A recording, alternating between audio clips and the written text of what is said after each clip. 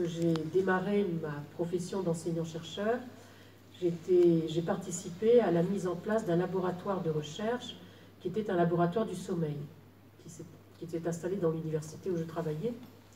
Et nous avons donc fait de la recherche fondamentale avec des jeunes adultes qui étaient partants pour participer à nos recherches. Et c'était bien de la recherche fondamentale parce que les travaux antérieurs avaient été faits surtout chez l'animal, mais à l'époque où on a démarré, il y en avait très très peu chez l'homme.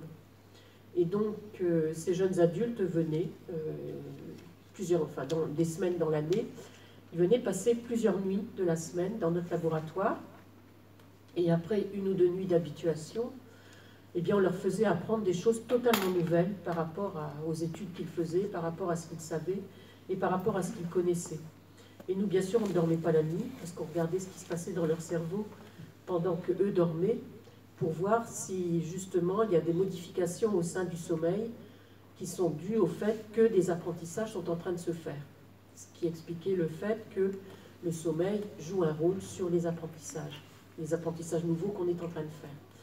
Et pendant ces années de recherche fondamentale, j'ai travaillé au CHR de Lille, où là j'ai travaillé dans le service d'accueil des grands prématurés, qui étaient des bébés de plus en plus jeunes, de plus en plus immatures, de plus en plus de petits poids de naissance. Les médecins mettaient tout ce qui était en leur pouvoir pour les faire survivre, mais malheureusement constataient que beaucoup d'entre eux présentaient pas mal de difficultés en grandissant, parmi lesquelles en particulier des troubles du sommeil. Et donc l'idée de ce travail dans ce service était de voir, d'imaginer s'il était possible de modifier le premier environnement de vie de ces bébés pour éviter ces troubles du sommeil. Et c'est donc ce à quoi nous avons travaillé. Et effectivement, on a pu prouver qu'en aménageant et en améliorant particulièrement le premier environnement de vie de ces bébés, ils ont continué à poursuivre leur maturation de leur rythme veille-sommeil, exactement comme les bébés qui n'étaient pas prématurés. Puisque, arrivé à l'âge normal du terme, on a constaté que ces bébés avaient le même niveau de maturation de leur rythme veille-sommeil que les bébés nés à terme. Ce qui n'était pas le cas des bébés qui n'avaient pas bénéficié à l'époque de ces aménagements. Et on les a suivis jusqu'à l'âge de 3 ans, et on a bel et bien constaté qu'ils présentaient beaucoup moins de troubles du sommeil que les enfants qui n'en avaient pas bénéficié. Donc ça avait été une expérience excessivement importante parce qu'elle prouvait le rôle que joue l'environnement sur le rythme veille-sommeil du bébé. Et que de plus, cette expérience montrait que ce rôle, il peut être positif comme il peut être négatif. Et c'est évidemment quelque chose qui s'est poursuivi par la suite, puisque à partir du moment où des aménagements de temps de l'enfant pouvaient être possibles grâce à des contrats qui se présentaient à partir des années 80 entre l'État et puis la collectivité, entre l'État et les régions, etc., des chefs d'établissement scolaire m'avaient dit « mais si ça marche sur le bébé, pourquoi ça ne marcherait pas chez l'enfant plus grand ?» Et finalement, c'est depuis le début des années 80 que je participe à des recherches-actions de ce type où on met en place d'autres aménagements des temps de l'enfant, qui fait que la réforme qui s'est faite en 2013 et qui est aujourd'hui remise en cause n'était pas du tout innovante pour moi, puisque ça faisait déjà plusieurs décennies que je faisais des aménagements nouveaux et différents. Et c'est vrai que je dois bien dire que lorsque j'ai fait ces projets à cette époque-là, la première chose que je faisais, c'était d'abord de donner un socle commun de connaissances à tous les acteurs de la communauté éducative qui allaient participer à ce projet, et en particulier des connaissances sur les rythmes biologiques de l'enfant. Et je pense que malheureusement, c'est quelque chose qui a beaucoup manqué à cette réforme.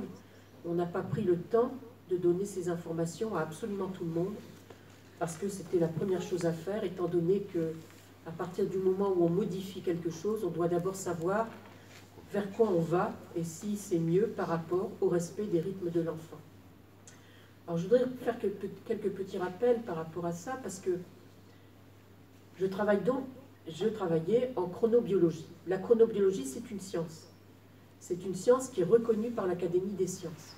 Elle a été reconnue suite aux expériences qui ont été menées dans les années 50-60, qui mettaient en évidence l'existence de ces rythmes biologiques.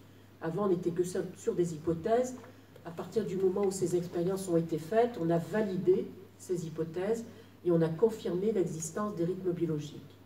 Et c'est ainsi que, cette science est née, la chronobiologie, qui a été reconnue comme une nouvelle science pour l'Académie des sciences. Et c'est fort important puisque, peut-être aurez-vous suivi les choses, mais les 3 prix Nobel de médecine de cette année ont été délivrés à des chercheurs en chronobiologie. Donc c'est quelque chose qui est reconnu à l'international, qui est fort importante et qui permet véritablement de mieux comprendre le fonctionnement des rythmes biologiques de tout un chacun.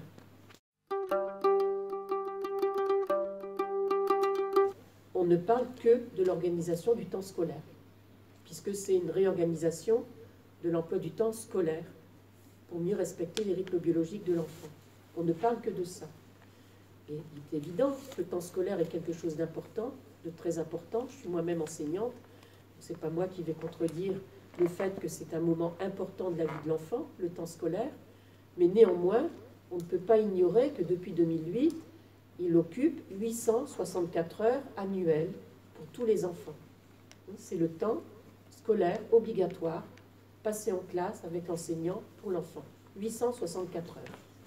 Eh bien, 864 heures, il faut quand même que vous sachiez que ça représente moins de 10% du temps de vie total de l'enfant. Le temps de vie total de l'enfant, c'est 24 heures que multiplie 365 jours. C'est-à-dire qu'au total, c'est 8760 heures. 864 heures, c'est moins de 10% des 8760 heures de temps de vie de l'enfant. Est-ce qu'on peut partir du principe que les 90% du temps restant de l'enfant n'ont aucune importance pour lui, ne l'aident pas à grandir, ne l'aident pas à être éduqué, ne l'aident pas à apprendre, ne l'aident pas à se développer? Évidemment, quand on pose la question de cette façon-là, c'est très provocateur. En même temps, c'est ce qu'on fait quand on parle des rythmes scolaires. Donc ça fait très longtemps que c'est un terme que personnellement j'ai éliminé de mon vocabulaire, et je parle toujours de l'aménagement des temps de l'enfant. Toujours. Et parler de l'aménagement des temps de l'enfant, c'est important parce qu'on se préoccupe de l'ensemble des temps de l'enfant. Ce qui veut dire également que tous ceux qui ont charge de l'enfant ont une part de responsabilité dans cet aménagement des temps de l'enfant. Ça aussi, c'est important à avoir en tête. Et quand on parle des temps, qu'on parle d'aménagement des temps, on parle des contenus des temps. On ne parle pas que d'horaire. Et ça, c'est aussi fondamentalement différent. Parce que les contenus sont importants, et même l'utilisation et la transmission qu'on fait de ces contenus, c'est important à travailler et à connaître. Donc c'est la raison pour laquelle je parlerai toujours d'aménagement des temps de l'enfant. Ce n'est pas quelque chose qui est venu comme ça par hasard, c'est tout simplement que quand j'ai commencé mes propres recherches sur ces expériences de projets d'aménagement, j'avais lu à l'époque 2 bouquins qui étaient publiés au milieu des années 70. Le premier, c'est celui d'un chercheur chronobiologiste qui s'appelle Alain Reinberg, qui est un très vieux monsieur aujourd'hui, mais qui vit toujours, et qui avait publié un bouquin intitulé « Des rythmes biologiques à la chronobiologie ». Et il avait consacré une partie non négligeable de ce livre à l'enfant, en disant et en montrant à quel point il est important de respecter les rythmes biologiques des enfants. Mais il avait ajouté ceci: pour bien les respecter, il faut d'abord bien les connaître. Et j'étais toujours complètement d'accord avec lui, et c'est pour ça que j'ai donné ce socle commun de connaissances à tous ceux avec qui j'ai travaillé, en disant si on veut les respecter, il faut d'abord apprendre à les connaître, et ensuite réfléchir à l'aménagement des temps de l'enfant. Et puis l'autre livre qui avait été important pour moi, c'est celui d'un autre chercheur qui était pédiatre, qui lui est décédé il y a quelques années, qui s'appelait Guy Vermeil, et qui avait à la même époque publié un livre intitulé « La fatigue à l'école ». Il mettait en évidence dans ce livre toutes les causes de fatigue de l'enfant qu'il recevait dans son cabinet de pédiatre. Et quelques années plus tard, en 2001, il a participé à un congrès au cours duquel il a fait une conférence. Et les congressistes lui ont posé la question de savoir si ce livre avait toujours autant de validité en 2001, puisqu'il datait du milieu des années 70. Et Guy Vermeil avait répondu, bien évidemment, qu'il a toujours autant de validité, peut-être même plus encore, parce que j'ai plus d'enfants fatigués qui consultent dans mon cabinet que je n'en avais dans les années 70. C'était une évidence pour lui. Mais il disait, mais par contre, si je le réécrivais aujourd'hui, je ne donnerais plus ce titre-là. Je ne l'intitulerais plus « La fatigue à l'école », je l'intitulerais « La fatigue de l'enfant ». Et ce qu'il exprimait à travers ça, c'est que les causes de fatigue de l'enfant, elles sont multisources, elles sont multicauses, La fatigue de l'enfant, elle n'est pas que due à l'école, elle est due à toutes les causes que l'enfant peut rencontrer dans sa vie.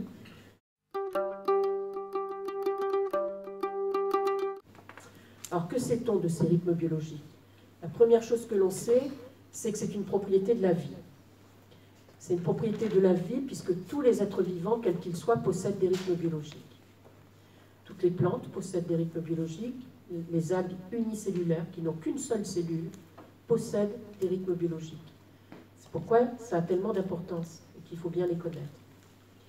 Ces rythmes biologiques, ils sont génétiquement programmés.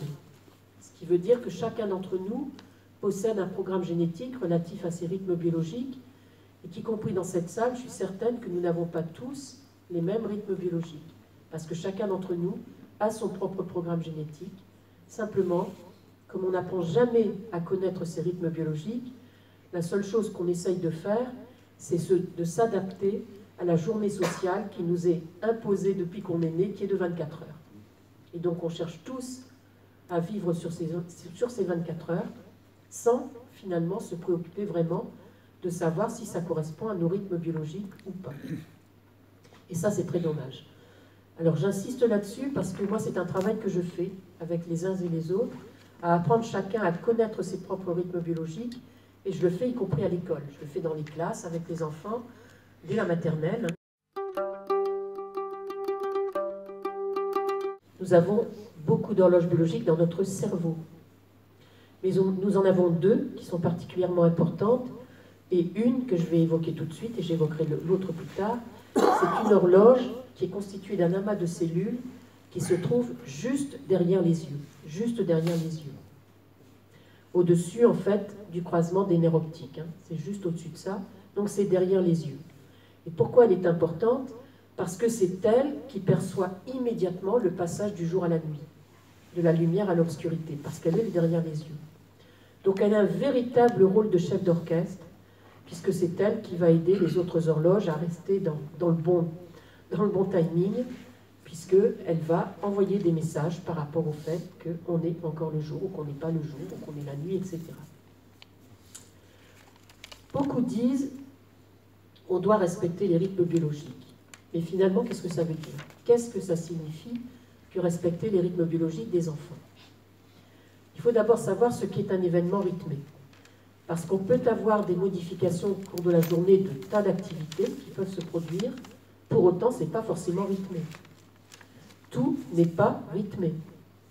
C'est vrai que depuis quelques années, je m'aperçois qu'on met rythme à toutes les sauces. On parle des rythmes scolaires, ce qui est un non-sens pour moi, mais on parle même de rythme éducatif maintenant. Et vraiment, il faudra m'expliquer ce que ce sont des rythmes éducatifs, parce que j'ai beau le retourner dans tous les sens, mais je n'ai pas réussi à comprendre ce qu'on met derrière des rythmes éducatifs.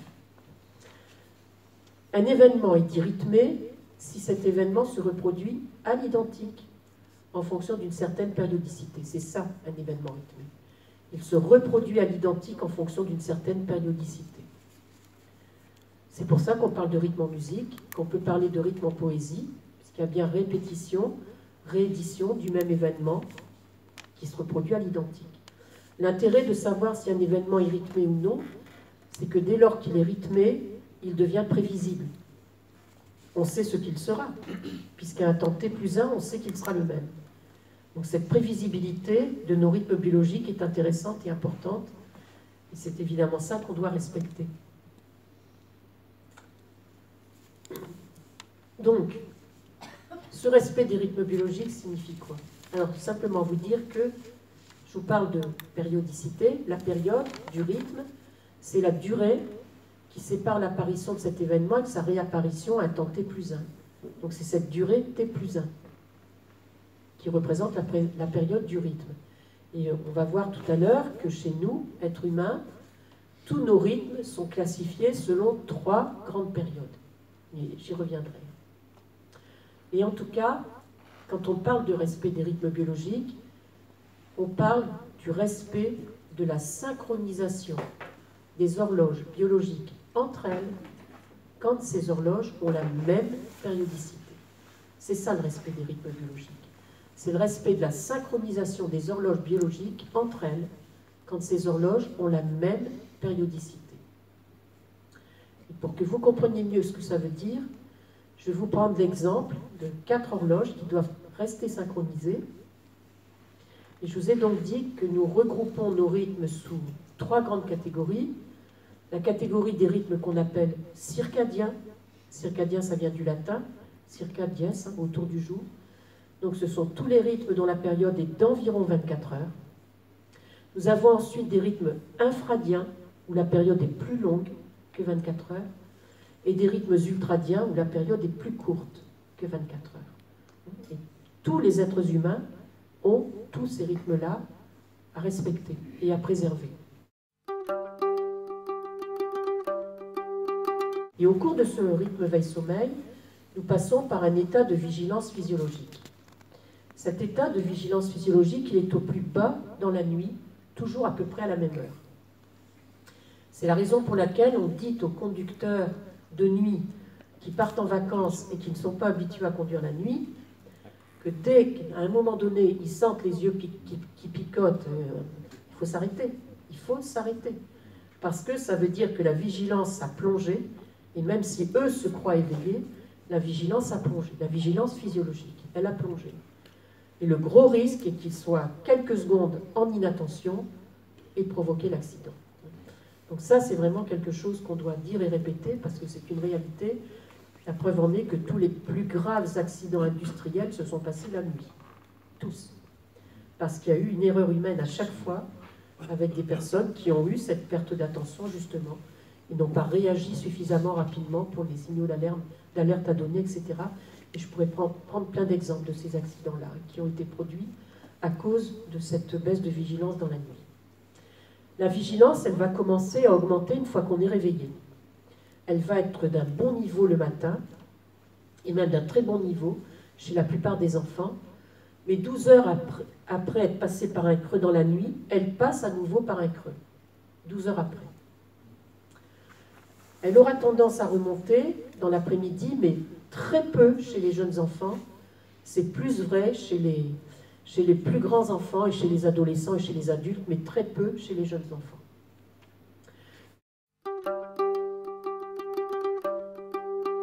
Deuxième horloge circadienne, notre température centrale.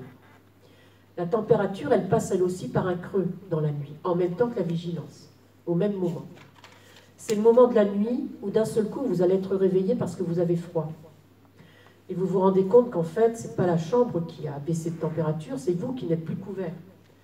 Donc étant découvert, vous avez froid, et vous le ressentez à ce moment-là. C'est parce que votre température est au plus bas.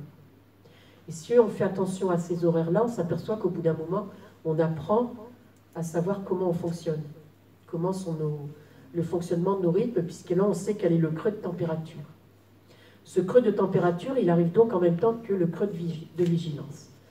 La température, elle va commencer à augmenter à peu près 1h30 avant le déclenchement de l'horloge d'éveil spontané. Et là, je parle bien de votre horloge d'éveil spontané. Je ne parle pas forcément de l'heure du réveil que vous faites sonner pour ne pas être en retard au boulot le matin. On sait que dans la population mondiale, il y a eu des études épidémiologiques qui ont été faites là-dessus, on sait que cette horloge d'éveil spontané, elle oscille, selon les individus, entre 6h et 9h du matin. Il est évident que dans notre contexte social actuel, ceux qui ont une horloge qui sonne à 6h du matin n'auront pas beaucoup de mal à être à l'heure, à 8h au travail. Par contre, ceux qui ont une horloge qui sonne à 9h, c'est beaucoup plus compliqué pour la mise en route. Mais il faut que vous sachiez encore que dans ces études qui ont été faites sur des très larges cohortes, on a quand même constaté qu'il y a plus de personnes qui ont une horloge plutôt vers 6h, 7h du matin que de personnes qui l'ont vers 9h. Elles sont beaucoup moins nombreuses, celles qui ont une horloge à 9h, mais beaucoup plus nombreuses quand c'est vers 6h, 7h du matin. Donc, de défoulement, il n'y a pas. En fait, il passe de l'émotion physiologique à l'hyperexcitation physiologique. Ils sont hyper excités. C'est la raison pour laquelle on les voit courir dans tous les sens, se bousculer, que c'est le moment de la journée où on dit que c'est le plus accidentogène, que c'est là où il y a le plus d'agressivité qui apparaît aussi, parce que, voilà. C'est pas du tout aberrant sur le plan chronobiologique. Pourquoi? Parce que tout simplement, Ce moment de la journée correspond à quoi? Il correspond à ce que l'on appelle, nous, le creux méridien. Méridien, ça veut dire milieu. C'est le creux, milieu de notre rythme circadien. Et tout à l'heure, je vous ai dit en introduction que, à ce moment de la journée, puisque c'est 12 heures après être passé dans un creux, la température, la vigilance et le cortisol baissent. Ce qui veut dire que c'est une baisse physiologique globale, qui n'est pas, contrairement à ce que vous croyez souvent, quand vous ressentez ce coup de pompe en début d'après-midi, le fait que vous êtes en train de digérer ce que vous venez de manger. Je peux vous affirmer que même si vous n'avez pas mangé, vous aurez le coup de pompe. Forcément, c'est une baisse physiologique. Alors il est bien évident que si votre repas de midi il a été très caloriquement chargé et qu'en plus vous ne l'avez pas accompagné que d'eau, c'est plus un creux. Hein. Là, vous plongez dans le fossé, forcément. Plus il fait chaud dehors, plus c'est vrai également. C'est ce qui explique que dans les pays méditerranéens, tout le monde fait la sieste en début d'après-midi. Parce que la chaleur fait somnoler forcément. Donc c'est évidemment un de ces temps de la journée de l'enfant qui doit être particulièrement aménagé en fonction de ce qu'il est. Et je constate bien qu'un peu partout, il ne l'est pas. Il ne l'est pas, d'une part, parce qu'il y a tout un travail à faire au sein du restaurant. Je pourrais donner des trucs, hein, parce que j'en ai fait, j'ai aménagé. C'est également le poste-restaurant qui doit être aménagé. Ça, c'est indispensable. Et c'est la sieste des enfants qui doit être aménagée. Alors, cette fameuse sieste, premièrement, elle doit se faire dès la fin du repas. Pas question de laisser les enfants s'énerver une demi-heure dehors avant d'essayer après d'aller les mettre au lit, parce qu'on s'aperçoit qu'ils mettent après un certain temps à s'endormir, forcément. Du coup, ils s'endorment tardivement, et du coup, on est obligé de les réveiller, ce qui est complètement aberrant. Alors que si vous les couchez à la fin du repas, je vous affirme qu'ils vont s'endormir très rapidement, puisqu'ils sont en plein creux méridien, et qu'ils vont dormir le temps de la pause méridienne. Et ils se réveilleront spontanément tout seuls à l'heure, à la fin de leur pause méridienne. J'ai bien dit les enfants qui ont besoin de sieste. Et j'ai fait exprès de ne pas dire les petites sections. Tout simplement parce que je vous ai dit qu'à 1 an, vous avez des petits, moyens et gros dormeurs. Et qu'il est aussi délétère d'empêcher un gros dormeur de dormir tout ce dont il a besoin que d'obliger un petit dormeur à dormir plus qu'il n'en a besoin. Or, on part du principe que les petites sections font la sieste et on s'étonne d'en voir toujours 2 ou 3 qui se retournent pendant 1 heure sur leur lit, qui embêtent les voisins, qui du coup sont attrapés, etc. Ce sont des petits dormeurs qui n'ont pas besoin de cette longue sieste. Mais dans le même temps, et c'est des observations que j'ai faites, quand on a 2 services de restauration en maternelle, qu'on fait attendre les suivants pour le 2e service, et que moi je suis dans la cour en train d'observer, j'en vois 3, 4, 5 couchés par terre dans la cour, prêts à s'endormir. Donc il est évident que ceux-là sont des gros dormeurs, qui auraient besoin de manger au 1er service et aller dormir tout de suite après. Donc ça, c'est fondamental. On doit avoir un minimum de 30 minutes de lumière naturelle. Un minimum de 30 minutes de lumière naturelle.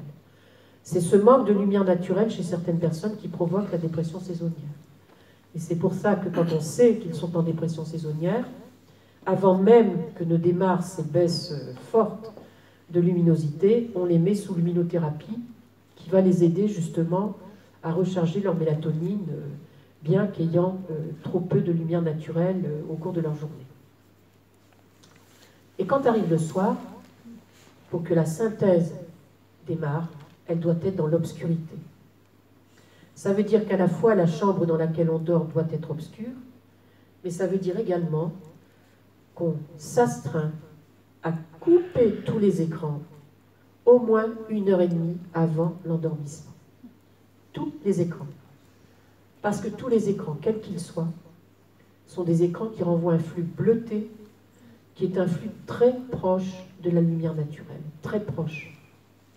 Quand ce flux bleuté, quand vous êtes devant une tablette ou devant la télé ou devant l'ordinateur, quand ce flux bleuté est renvoyé à travers les yeux, il va directement sur l'horloge qui est derrière.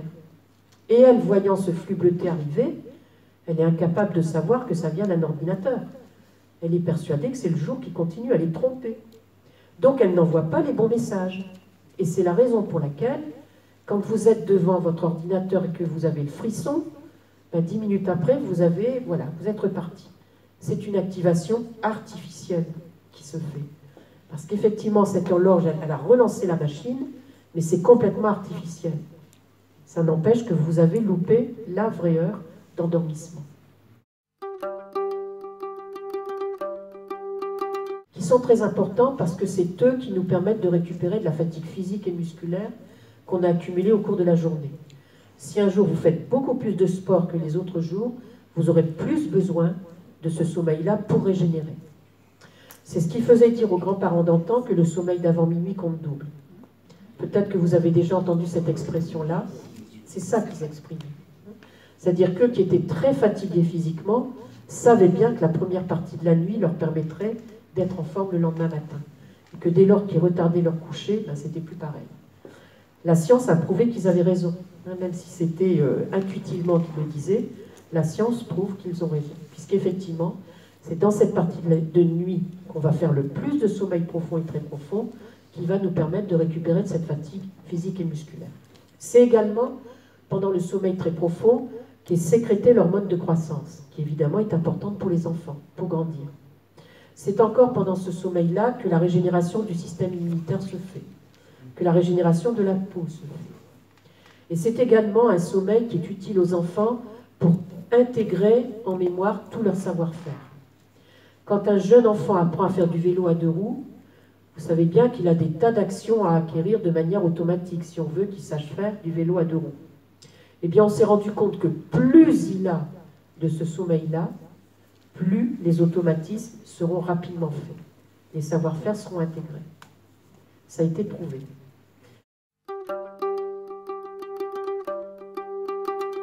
À la fin de ce premier cycle de sommeil, apparaît un autre stade de sommeil qu'on appelle paradoxal. On l'appelle paradoxal parce que le cerveau se développe en activité, alors que le système musculaire, à ce moment-là, il est complètement vient d'être régénéré par le sommeil profond, là, il est complètement. C'est sur ce sommeil paradoxal que j'ai travaillé dans la biodiversité, et on a bien pu prouver qu'effectivement, ce sommeil paradoxal est indispensable à la mise en mémoire à long terme de toutes les informations nouvelles que nous avons apprises.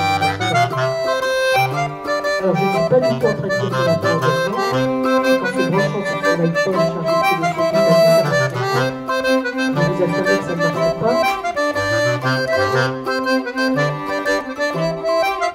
Dès que les matinées sont plus longues, on joue sur des alternances pédagogiques qui vont permettre qu'avec la musique, les arts plastiques, la découverte du monde, la langue vivante, etc., mais même le PS, on joue à la fois sur la créativité, sur la motricité pour l'enfant.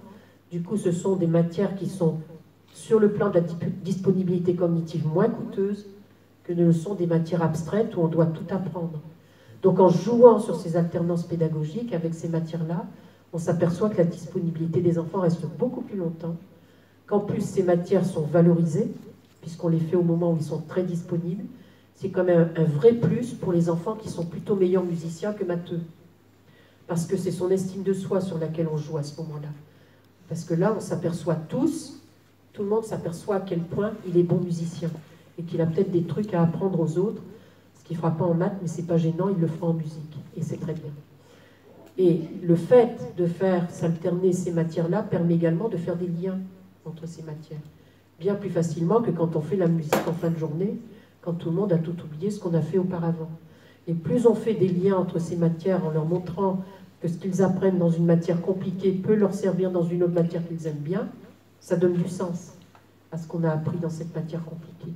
Et du coup, ces liens finissent par faire que les enfants font par eux-mêmes des transferts d'apprentissage.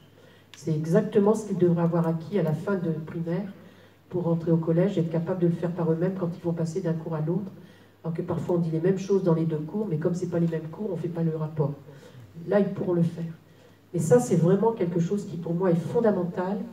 Et c'est ça qui permettrait qu'effectivement, beaucoup d'enfants réussissent mieux. Donc, avoir plus de matinées dans la semaine, les avoir plus longues, et du coup, réduire forcément d'autant les après-midi et les alléger. c'est un aménagement des temps de l'enfant parmi tous les autres. C'est vrai que si je voulais vous donner les exemples de ce que je fais avec les communes que j'ai accompagnées, qui sont certainement les villages d'Astérix l'année prochaine, parce qu'actuellement tous leurs conseils d'école se sont réunis, il n'y en a aucun qui repart à 4 jours, il reste sur l'organisation qu'on a faite, on a vraiment aménagé tous les temps de l'enfant.